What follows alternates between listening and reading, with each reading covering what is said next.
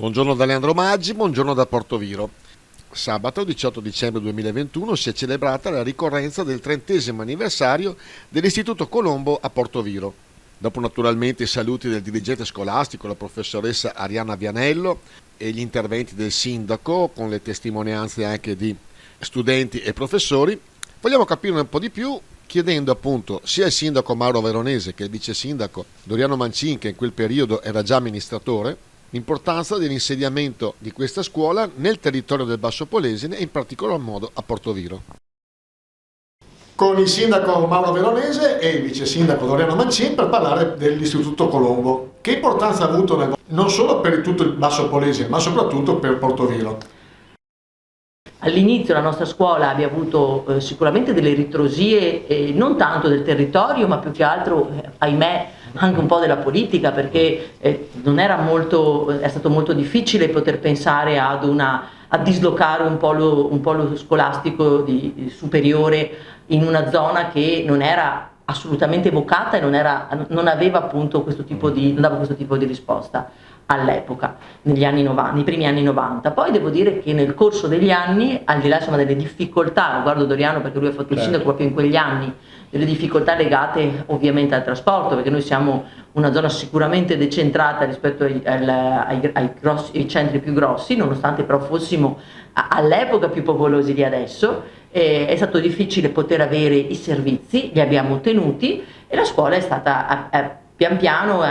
si è sempre di più assestata, si è rinforzata, è cresciuta, tant'è che oggi ha una sua specificità che è legata molto all'ambito turistico sportivo e tutto quello che è appunto anche l'ambiente, perché insomma diciamo che è molto integrata con il territorio e con l'amore per il territorio, e i ragazzi che la frequentano proprio vengono formati principalmente anche proprio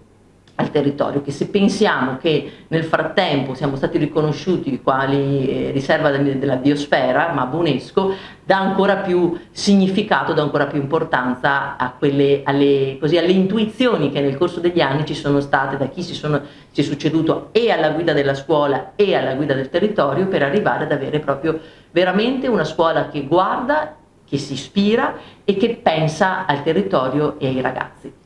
Ecco, sottolineando il ruolo che Portoviro ha sempre di più per il Basso Polesine, avete qualche progetto per qualche altro istituto superiore? Adesso noi dobbiamo anche tener conto del fatto che insomma i nostri numeri, e non solamente quelli di Portoviro, i numeri di tutto il nostro comprensorio, noi siamo la terra più giovane d'Italia, però sapete che siamo anche la provincia più anziana d'Italia, e insomma voglio dire il popolo italiano è il secondo popolo più anziano al mondo dopo il Giappone, quindi insomma quello che ci manca probabilmente è la materia prima, in questo caso, che sono i ragazzi. Sappiamo però che insomma la nostra scuola verrà riqualificata anche grazie ad un progetto che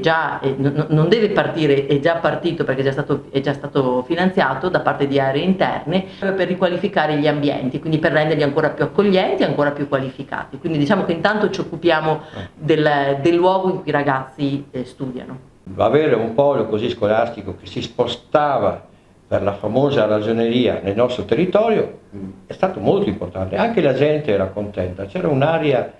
positiva, e dopo con il tempo abbiamo risolto il problema dei servizi. Era fatica arrivare, si arrivava a volte prima ad Adria, quando si partiva da Porto Tolle, si faceva sosta a Torre di Po, si arrivava più tardi a scuola a Portoviro. Per fortuna questi problemi adesso non ci sono più. E devo dire anche un'altra cosa importante: gli